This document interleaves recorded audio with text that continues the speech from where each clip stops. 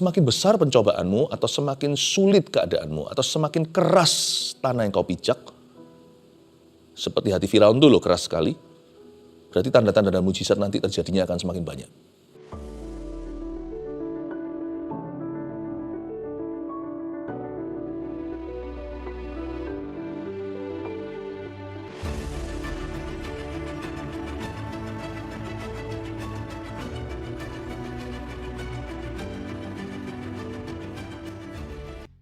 Shalom keluarga Saat Teduh Bersama, apa kabar semua?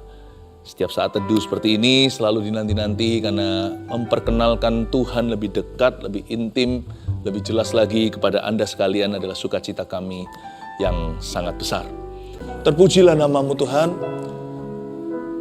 Yang terbesar, termulia dalam hidup ini adalah mengenal Tuhan.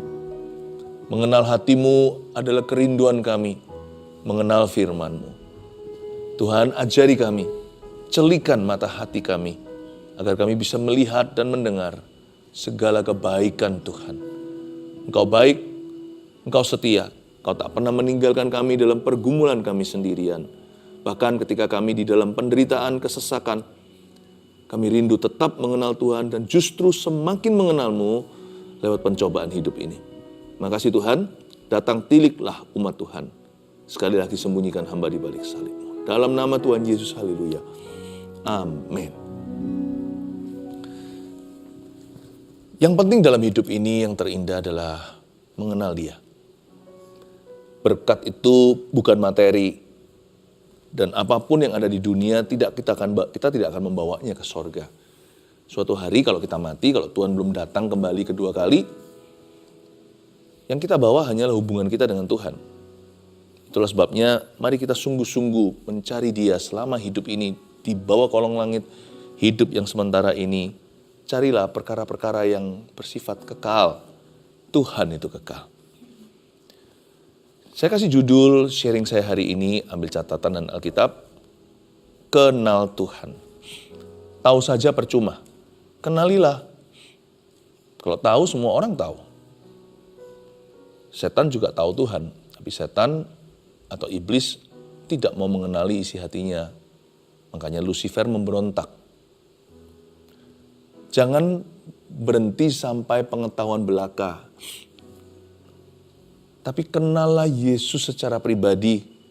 Miliki hubungan yang intim dengan Roh Kudus. Saya ajak kita buka satu perikop Alkitab. Ini di Perjanjian Lama, di kitab Keluaran, pasal ke-7 ayat 1. Keluaran 7 ayat 1 hingga ayat 5. Saya baca ya. Berfirmanlah Tuhan kepada Musa, lihat, aku mengangkat engkau sebagai Allah bagi Firaun, dan Harun abangmu akan menjadi nabimu. Engkau harus mengatakan segala yang kuperintahkan kepadamu, dan Harun abangmu harus berbicara kepada Firaun, supaya dibiarkannya orang Israel itu pergi dari negerinya. Tetapi aku akan mengeraskan hati Firaun, dan aku akan memperbanyak tanda-tanda dan mujizat-mujizat yang kubuat di tanah Mesir. Bila mana Firaun tidak mendengarkan kamu, maka aku akan mendatangkan tanganku kepada Mesir dan mengeluarkan pasukanku, umatku orang Israel dari tanah Mesir dengan hukuman-hukuman yang berat. Dan orang Mesir itu akan mengetahui bahwa akulah Tuhan, apabila aku mengacungkan tanganku terhadap Mesir dan membawa orang Israel keluar dari tengah-tengah mereka. Dalam cerita 5 ayat ini ada beberapa pihak yang semuanya butuh mengenal Tuhan. Pertama-tama tentunya Musa dan Harun, ya. Lalu kemudian Firaun. Dan juga pasukan Tuhan umat Israel yang mau dibawa keluar dari tanah perbudakan. Seluruh bangsa itu harus mengenal Tuhan. Tapi kalau ngomong-ngomong soal mengenal Tuhan, yang harus kenal Tuhan dulu ya pemimpinnya, ya Musa. Kalau Anda memimpin orang lain, konteksnya keluarga, jikalau Anda adalah kepala keluarga, dan jikalau Anda adalah ibu rumah tangga, anak-anakmu di bawah didikanmu, maka Anda harus mengenal Tuhan dulu. Kalau Anda seorang pemimpin di dunia kerja, dan ada orang-orang Kristen lain di sana, jangan jadi batu sandungan ya. Jadilah kakak rohani mereka. Tapi kalau ada orang-orang yang tidak kenal Tuhan di tempat kerjamu, terlebih lagi, jadilah terang, jadilah garam, supaya mereka melihat terang Kristus di dalammu. Dan kalau Anda adalah seorang hamba Tuhan, pemimpin rohani, wah terlebih lagi, jaga kelakuan, jaga perkataan. Sebab orang bisa dibangun oleh karenanya, atau orang bisa tersandung karena itu. Coba lihat ayat pertama. Berfirmanlah Tuhan kepada Musa. Roh pengenalan akan Allah itu selalu dimulai dengan kita merenungkan firman-Nya. Bagaimana kita bisa kenal Tuhan kalau berdasar perasaan? Perasaan kita bisa salah. Tapi firman Tuhan itu absah. Firman Tuhan itulah yang sah. Berfirmanlah Tuhan kepada Musa. Saya kasih sedikit background story. Musa ini di ayat-ayat sebelumnya di pasal 6 akhir-akhir, dia ngeyel terus sama Tuhan. Disuruh gak mau, alasannya banyak. Tapi di ayat pertama ini saya bisa melihat kesabaran Tuhan. Mengenal Tuhan itu juga bisa lihat pengalaman. Wih, Tuhan sabar ya sama aku ya. Aku jatuh bangun aja masih diterima. Tuhan masih utus orang lain terbeban dalam hidup saya untuk mendoakan aku masih diingatkan. Bahkan ketika Tuhan memperingatkan kita, kenallah isi hatinya. Tuhan gak benci, justru karena Tuhan cinta. Tuhan gak mau kita jatuh lagi. At least paling tidak pada lubang yang sama. Berfirmanlah Tuhan kepada Musa, kalau saya jadi Tuhan aja ya, jangankan dalam konteks begini, dalam konteks sehari-hari, saya bisa saja mudah tersulut emosi kalau bawahan kita itu nggak ngerti-ngerti. Ngerti sih, tapi sengaja tidak lakukan. Bukannya Tuhan itu murka, menghukum Musa, Tuhan bicara baik-baik sama dia. Belajar bicara baik-baik sama orang. Ya. Apa-apa itu selalu bisa diselesaikan kalau kita mau bicara. Selalu kalau kita mau komunikasi, kalau kita mau transparan, kalau mau jujur, kalau mau hati ke hati. God showed His mercy. Tuhan menunjukkan kebaikan hatinya. Dia mendemonstrasikan kesabaran yang luar biasa. Berfirmanlah Tuhan kepada Musa, kelihatannya mudah ya, cuma satu kalimat. Tapi sebenarnya kalau Anda baca seluruh konteks cerita itu, wow, Tuhan itu banyak ngalah sama kita. Kenallah Tuhan dengan benar. Jangan dikit-dikit tuduh dia marah, dia itu selalu murka. Tuhan itu orangnya jahat, gak dengar doa, dan suka lamban-lambanin jawaban. Tuhan itu gak peduli sama aku, Tuhan pilih kasih, aku kecewa sama Tuhan. Itu semua adalah perkataan orang-orang yang kurang mengenal dia. Kalau kita kenal dia, kita tidak akan pernah berpikir demikian. Karena Tuhan tidak gitu orangnya. Berfirmanlah Tuhan kepada Musa. Apa yang Tuhan firmankan? Coba lihat ya. Lihat, aku mengangkat engkau sebagai Allah bagi Firaun. Kata lihat itu dahsyat. Kenal Tuhan itu tidak boleh karena apa kata orang saja. Tapi kita sendiri harus melihatnya. Melihat itu bukan berarti melihat Allah. Kalau kita lihat Allah, kita ini dosa. Dia itu suci. Kita bisa mati. Lihat di sini artinya, lihatlah kebaikan Tuhan. Jangan lihat terus tanda-tanda setan. Lihat tanda-tanda Tuhan.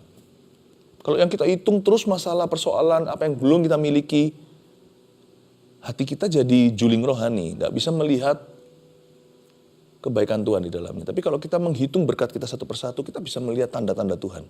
Wow. Tergantung yang Anda lihat itu apa.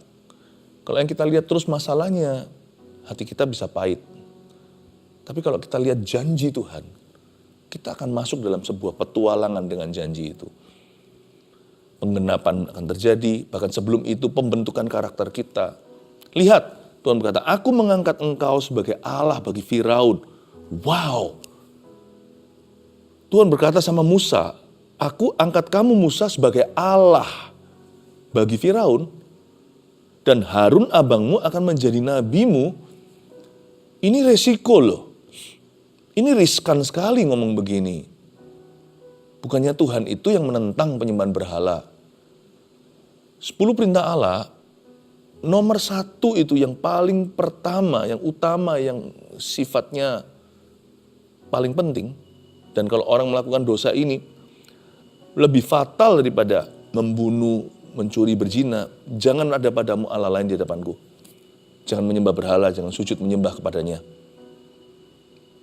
Ayat ini bukanlah bukanlah tentang penyembahan berhala.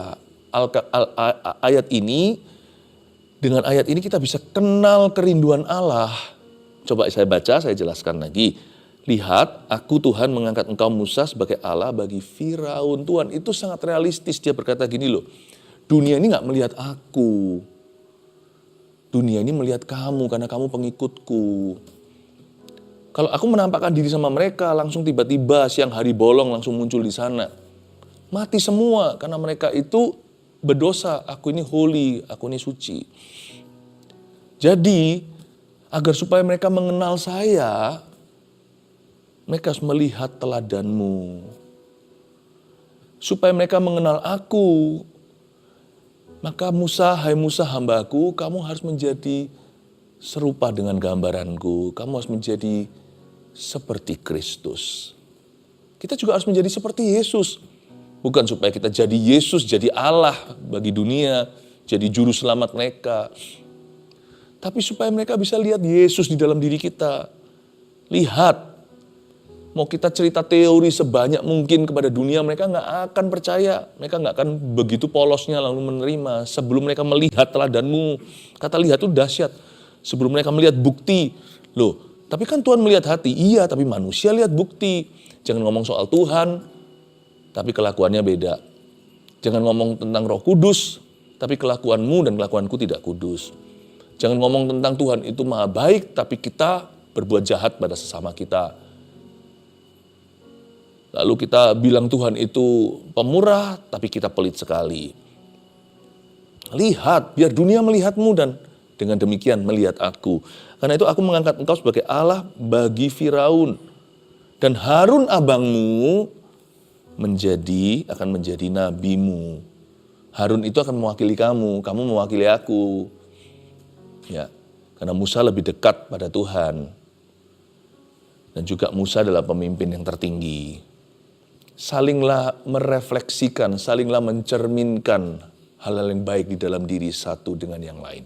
Aku mencerminkan Tuhan. Dan kalau aku mengikuti Yesus, Paulus berkata, ikuti aku. Follow me as I follow Christ. Ikuti aku seperti aku mengikut dia.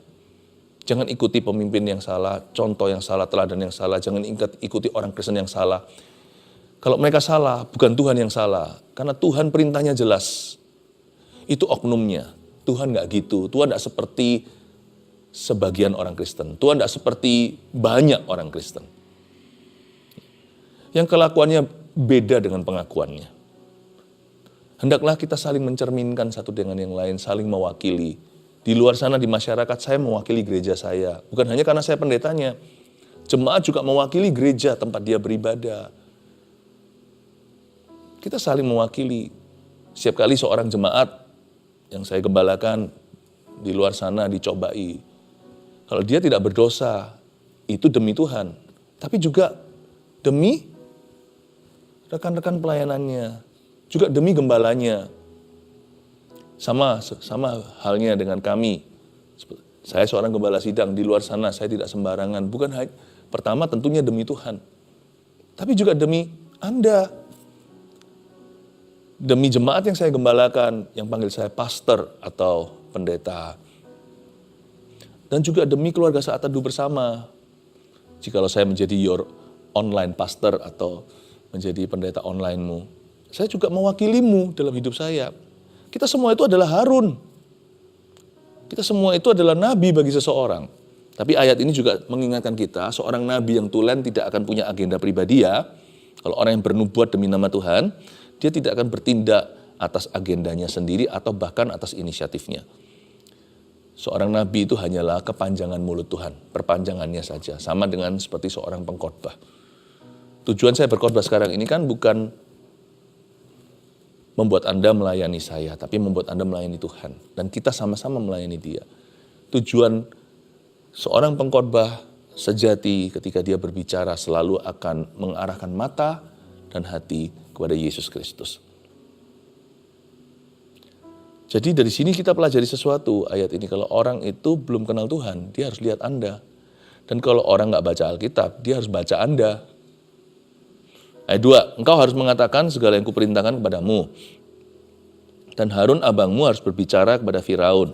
supaya dibiarkannya orang Israel itu pergi dari negerinya. Ayat 2, Tuhan ngomong sama Musa, gini ya caranya ya, aku akan memakai satu sarana agar supaya kamu membuat mereka kenal aku.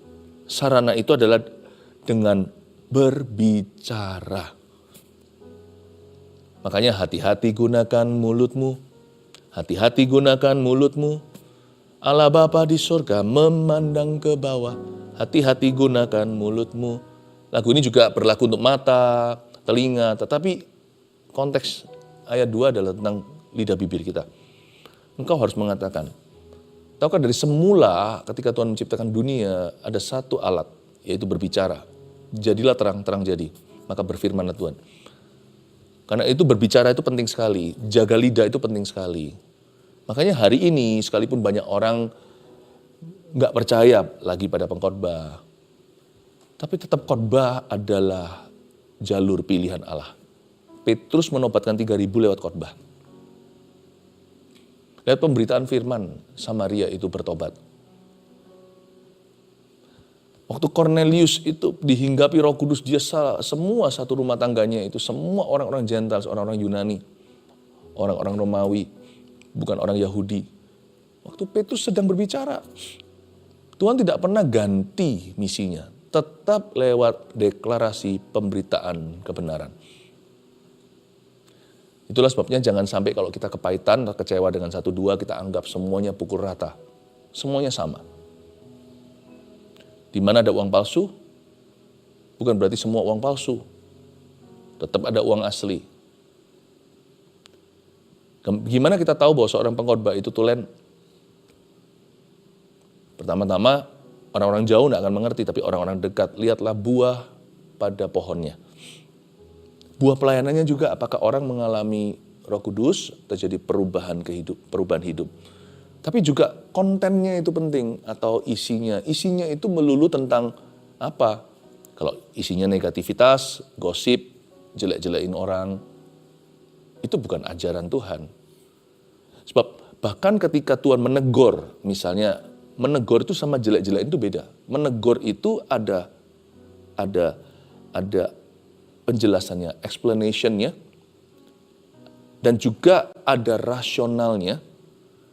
Lalu ditunjukkan, diidentifikasikan masalahnya di mana, dan ada solusi dari Allah, dan itu pun dilakukan dalam spirit, meskipun berani, penuh authority atau otoritas ilahi, tetapi selalu always dengan kasih. Kalau isinya dari konten itu adalah firman Allah, isinya pengajaran yang dijabarkan. Kalau isi daripada apa, pembicaraan kita, baik itu pembicaraan yang sifatnya informal, antar teman, diskusi seputar meja makan, atau lagi ngopi bareng, atau mimbar, apapun itu sama, Tuhan mendengar. Dan kalau isinya itu membangun atau konstruktif, membangun iman orang lain, dan juga mengarahkan hati dan mata ke Yesus Kristus, dan membawa semua hasil pembicaraan itu atau hasil pemberitaan itu kembali ke kehidupan pendengarnya agar mereka semakin menjadi seperti Yesus. Then I think you need to listen to them. Kau perlu mendengarkan mereka. Tapi kalau enggak, jangan dengarkan. Makanya itu perlu kita tahu membeda-bedakan roh. Kita tahu apa yang benar dan apa yang salah. Tahu membedakan tangan kiri dari tangan kanan. Jangan gampang makan apa kata orang. Orang bilang begini segalanya. Semua itu harus diuji. Dan diuji sendiri. Musa diberitahu sama Tuhan, engkau harus mengatakan segala yang kuperintahkan kepadamu. Jangan dikurangi ya, jangan dikorting. Dan Harun abangmu juga harus berbicara. Kalau kamu berkata-kata, dia berbicara. Bedanya apa? Sama. Kamu juga harus berbicara kepada Firaun supaya dibiarkannya orang Israel itu pergi dari negerinya. Berbicara itu adalah tool yang luar biasa. Itu alat yang Tuhan pilih. Ya. Karena itu, hati-hati gunakan mulut kita. Mulut jangan dipakai sebagai sarana kutuk. mulut harus dipakai untuk memberkati. Ayat 3. Tetapi aku akan mengeraskan hati Firaun dan aku akan memperbanyak tanda-tanda dan mujizat-mujizat yang kubuat di tanah Mesir. Kabar baik dulu bagi Anda yang bergumul sekian lama. You see, semakin besar pencobaanmu atau semakin sulit keadaanmu atau semakin keras tanah yang kau pijak, seperti hati Firaun dulu keras sekali, berarti tanda-tanda dan mujizat nanti terjadinya akan semakin banyak. Ini firman ya, bukan ide saya. Aku akan keraskan hati Firaun, bukan berarti Tuhan itu nggak adil lalu keraskan hatinya, lalu kemudian menghukum dia. Loh, kan bukan salah Firaun, kan salah Tuhan, kan Tuhan yang mengeraskan hatinya, bukan begitu. Kata Tuhan mengeraskan hati Firaun di sini itu artinya Firaun sudah keras dulu. Tuhan bujuk-bujuk nggak mau, Tuhan ngomong baik-baik ditolak. Tuhan tegur dengan kasih, malah menjadi-jadi dia naik ke kepala. Akhirnya Tuhan berkata, baiklah kalau kamu memang mau begini, maka aku akan membiarkanmu. Kalau kamu memang sudah bulat hati, aku tidak perlu berbicara apa-apa lagi. I let you have what you want. Aku akan izinkan, kalau Tuhan sudah bilang izinkan itu bahaya. Itu kalau Tuhan sudah kasih lampu kuning, bukan hijau, itu berarti lampu merah. Kalau Tuhan berkata, aku izinkan kamu memimpin hidupmu sendiri. Aku izinkan kamu ke arah yang kau mau. Aku izinkan kamu lakukan apa yang memang kamu tidak sabar lakukan. Aku biarkan kamu kalau memang kamu ngotot begitu. Itu yang disebut dengan Tuhan. Itu yang disebut di sini, aku akan mengeraskan hati Firaun. Nah, kalau keadaanmu itu sekeras hati Firaun, Tuhan berkata, justru karena alasan yang sama, aku akan memperbanyak tanda. Aku akan memperbanyak mujizat-mujizat yang heran yang akan kubuat di tanah Mesir. Kabar baiknya kalau Anda itu seperti nggak keluar-keluar dari masalah, mungkinkah memang nanti numpuk di belakang sana semua tanda-tanda herannya. Tuhan itu setia kan, kalau Anda percaya setia, Tuhan nggak mungkin mengecewakan kan. Mujizatnya apa kita nggak bisa tentukan kadang-kadang. Tapi kan kita ekspektasi Tuhan akan bertindak. Yang itu kita boleh. Yang itu legal. Anak Tuhan harus percaya tidak ada Allah seperti dia yang bertindak bagi orang-orang yang menanti-nantikan dia. Tapi di sini juga ada suatu peringatan. Kalau kau keraskan hati, firman tidak mempan, ya terpaksa Tuhan akan bicara dengan cara yang lain. Tuhan tidak akan silent, Tuhan tidak akan diam. Ayat 4, bila mana Firaun tidak mendengarkan kamu, kata Tuhan pada Musa, maka aku akan mendatangkan tanganku kepada Mesir dan mengeluarkan pasukanku, umatku, orang Israel dari tanah Mesir dengan garis bawah itu hukuman-hukuman yang berat. Nggak mempan pakai firman, ngomong baik-baik nggak bisa, dibujuk pelan-pelan nggak mau. Ya sudah, satu-satunya bahasa yang bisa masih tersisa adalah hukuman. Ada orang tertentu yang tidak dicambuk, dia tidak akan datang. Seperti keledai, seperti hewan yang keras kepala, yang kalau tidak pakai tali les dan kekang, dia tidak akan datang. Ini suatu peringatan buat kita semua yang kerap kali hati kita itu mengerak demikian rupa sampai kita sendiri pun nggak mengenali. Dan lebih celaka lagi kalau di sekeliling kita orang-orang yes man yang memberitahu kita, nggak ada satupun yang berani konfrontasi, dan apalagi kalau kita tutup kuping, bertindak tuli. Ingat ya, kalau firman tidak mempan, Anda sudah berada di ranah tangan Tuhan. Maka tidak akan terelakkan lagi, berarti harus satu-satunya yang bisa bicara adalah tali kekang. Tali les dan kekang. Ayat 5, dan orang Mesir itu akan mengetahui bahwa akulah Tuhan. Ya, orang Mesir akan mengetahui bahwa akulah Tuhan. Jadi Tuhan kepingin orang Mesir itu untuk kenal dia. Orang Israel juga, apabila aku mengacungkan tanganku terhadap Mesir dan membawa orang Israel keluar dari tengah-tengah mereka. Kalau saya baca ayat 5 ini, Tuhan bukan rindu untuk menghukum mereka. Tentunya Tuhan jauh lebih ingin melihat pertobatan mereka. Tuhan itu konsisten kok dari perjanjian lama. Di perjanjian baru pun dituliskan dia tidak mengendaki seorang pun binasa. Jangankan orang Mesir, orang Ethiopia, orang Eropa, orang Asia, semua orang Israel, everyone. Yesus mati bagi semua orang. Ini kan zaman Musa, sudah jauh dari sononya Dulu-dulu zaman Abraham sudah dinubuatkan. Bahkan waktu Adam baru jatuh dalam dosa. Masih fresh grass itu namanya dosa di dunia. Tuhan sudah sembelih hewan, memberi dia cawat karena dia telanjang, dia sadar dia telanjang. Dan lewat tindakan itu Tuhan sudah berjanji nanti keturunan anak ini, dan akhirnya kita tahu dari Abraham, keturunan Abraham, akan memukul kepala ular itu. Sedangkan ular itu akan melukai tumitnya. Sudah dinubuatkan the Redeemer atau Sang Penebus. Dari dulu, dari sejak perjanjian lama, Adam dan Hawa, Abraham segala. Tuhan menghendaki semua orang mengenal dia. Kalau bisa jangan sampai aku menghukummu ya. Kalau bisa diselamatkan, dengar aku gitu. Jangan keras hati. Aku ingin orang Mesir mengetahui bahwa akulah Tuhan. Tapi tentunya kita tahu orang Mesir membangkang, dimulai dengan orang Mesir yang number one, yaitu Firaun sendiri yang mengeraskan hati. Aku ingin mereka mengenal aku, tapi mereka nggak mau. Karena itu aku acungkan tanganku. Jadi begini ya, pilih. Pilih Tuhan mengulurkan tangannya kepadamu, atau mengacungkan tangannya kepada Anda. Coba saya ulang.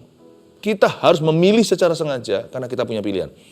Kita pilih Tuhan mengulurkan tangannya dengan belas kasihan kepada kita, untuk mengampuni kita tentunya dan memulihkan, atau Tuhan acungkan tangannya kepada kita untuk menghukum kita dan menyadarkan sekalipun kita nggak tentu insaf, bisa jadi akhirnya mati dalam dosa kita.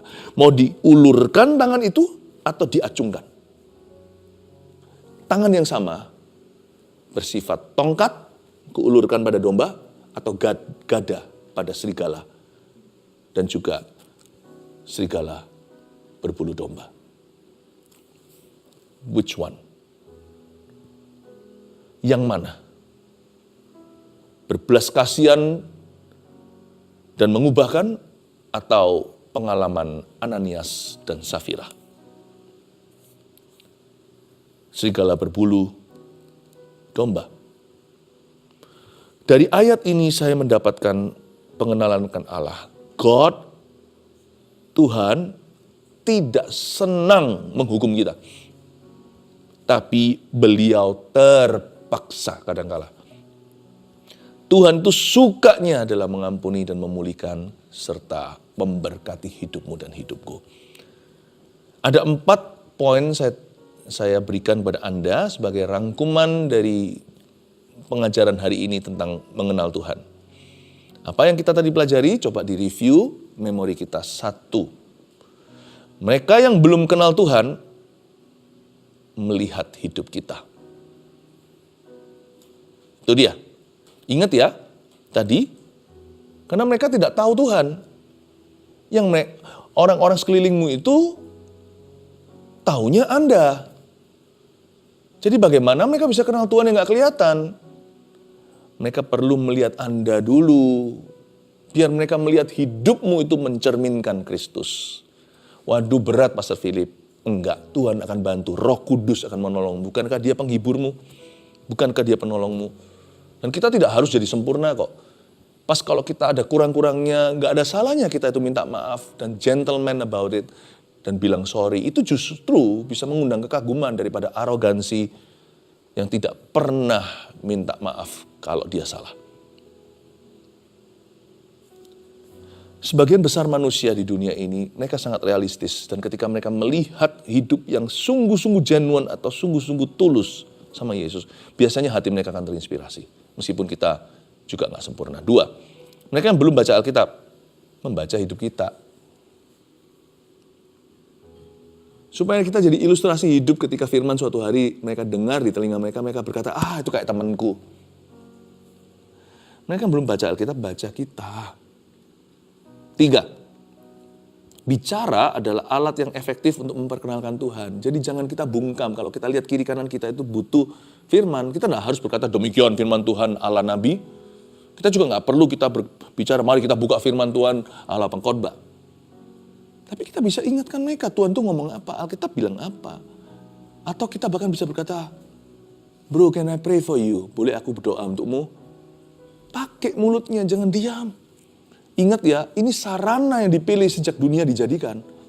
Sebelum dunia dijadikan bahkan pada mulanya adalah firman.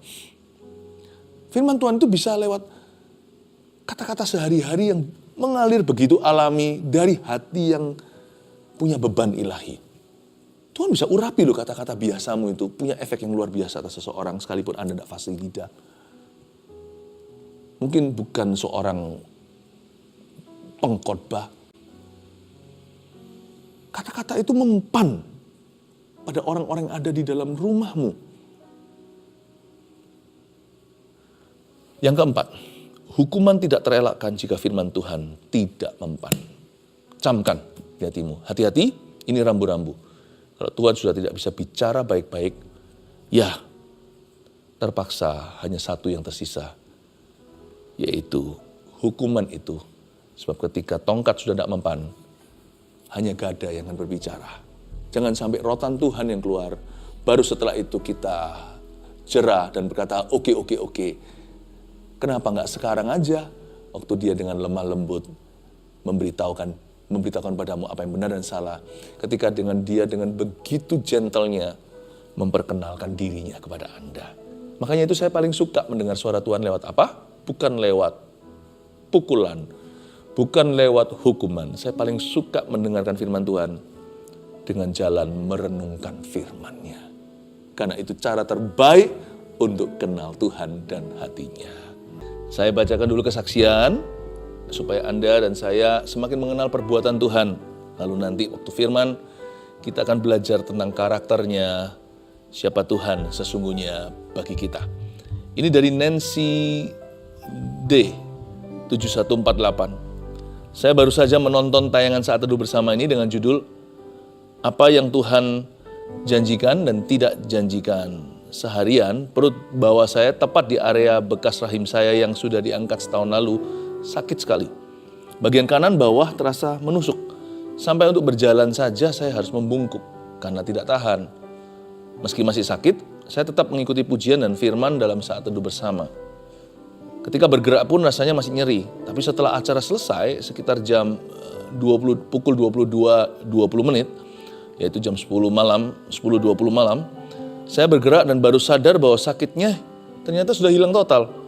Padahal beberapa menit sebelumnya masih merasa sangat sakit. Puji Tuhan, Tuhan Yesus benar-benar baik. Haleluya.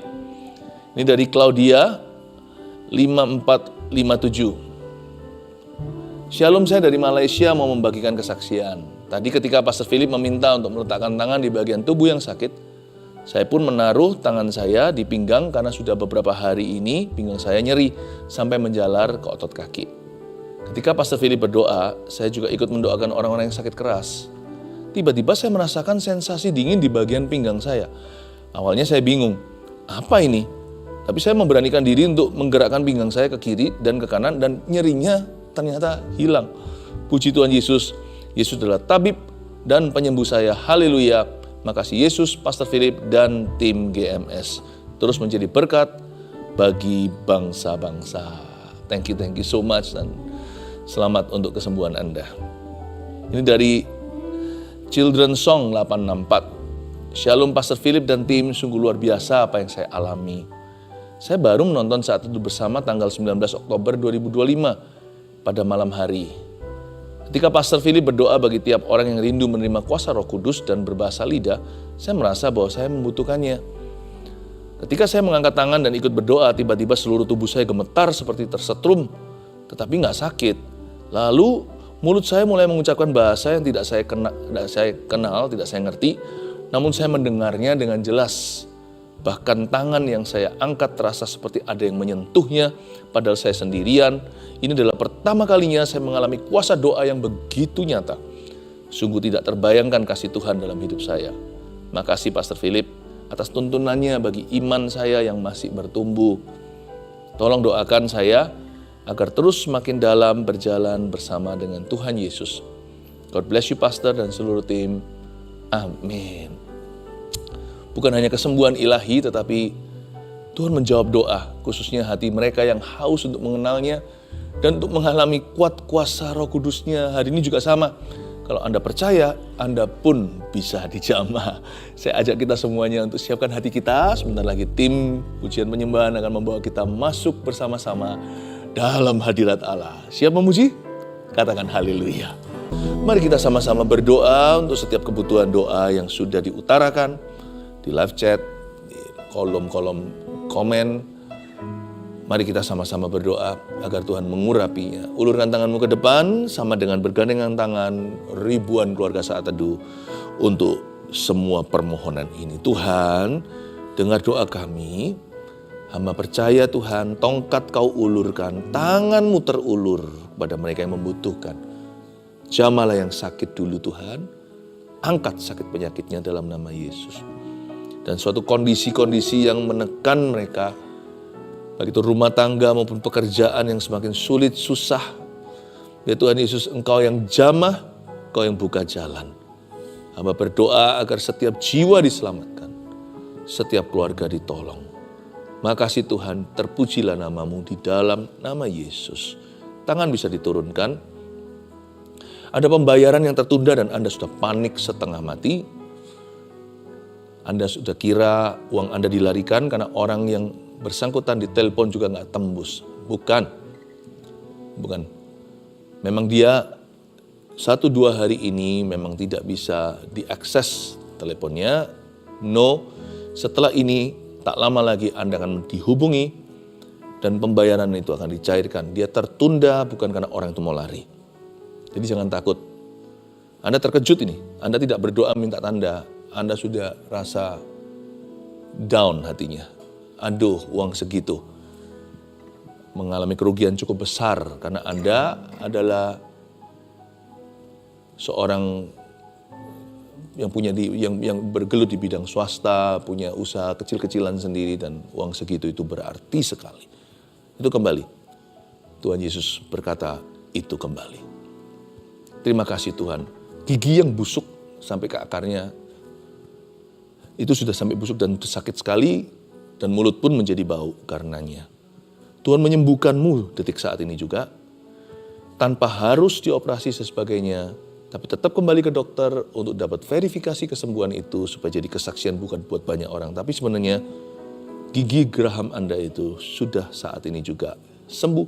Hidup kembali, harusnya sudah mati. Di dalam nama Yesus Kristus aku ucapkan kesembuhan dan kehidupan atas akar gigi yang sudah mati itu. Dalam nama Yesus terpujilah nama Tuhan. Haleluya. Saya merasakan seperti kuasa Tuhan mengalir dengan begitu lembutnya. Seperti ada listrik yang begitu lembut terus ke kamera yang ada di depan saya. Sampai di mana Anda berada. Tuhan sayang Anda semuanya. Angkatlah kedua tanganmu, terimalah berkat dari Allah Bapa, Putra dan Roh Kudus. Terimalah berkat dari Sang Firman itu di dalam nama Yesus Kristus. Haleluya. Amin.